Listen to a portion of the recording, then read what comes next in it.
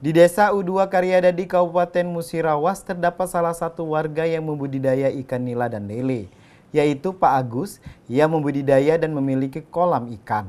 Beliau sudah lama menjalani usaha ini dan untuk hasil panen ikannya pun tidak hanya dijual di daerah Musirawas tetapi sampai keluar kota. Di Desa U2 Karyadadi terdapat salah satu warga yang membudidaya ikan nila dan lele. Agus adalah pembudidaya dan pemilik kolam ikan ini. Dalam proses perawatan ikan sampai pemanenan membutuhkan 4-5 bulan untuk masa pemanenannya. Proses pemanenan ini dilakukan oleh beberapa orang dengan menggunakan jaring atau empang. Ikan-ikan yang telah dipanen kemudian diangkut menuju rumah pemiliknya. Tahap selanjutnya, ikan nila dan lele dipersiapkan untuk dijual. Pemilik kolam menjalani kerjasama dengan pengepul ikan lokal, memastikan bahwa kualitas ikan tetap terjaga sepanjang proses distribusi. Untuk ikan nila di harga Rp20.000, untuk ikan lele dijual dengan Rp19.000 sampai Rp20.000.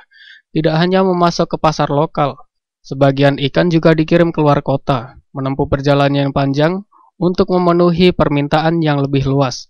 Dengan demikian, bukan hanya sebuah kegiatan pemanenan, tetapi juga proses yang melibatkan perjalanan dari kolam hingga sampai ke tangan konsumen di berbagai tempat.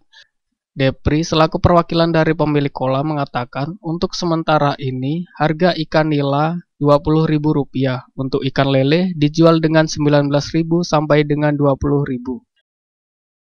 1 kilo untuk sementara ini mungkin Rp25.000. Ikan mas itu? Ikan nila. Ikan lelanya? Ya, kalau ikan mas untuk saat ini Rp33.000. Untuk lelenya? Ikan lele ada 19, ada yang 20. Oke. Untuk saat ini tapi kan. Kembali dirinya menyampaikan, untuk harga penjual ikan agar tetap stabil, presentasi ikannya naik agar petani-petani ikan itu mendapatkan hasil yang stabil dengan modal.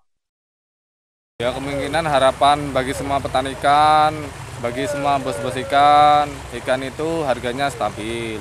Biar persentase ikan itu makin naik, biar tidak petani ikan itu mendapatkan hasil yang stabilnya. Muhammad Dhani Rahmadi, Selambari TV melaporkan.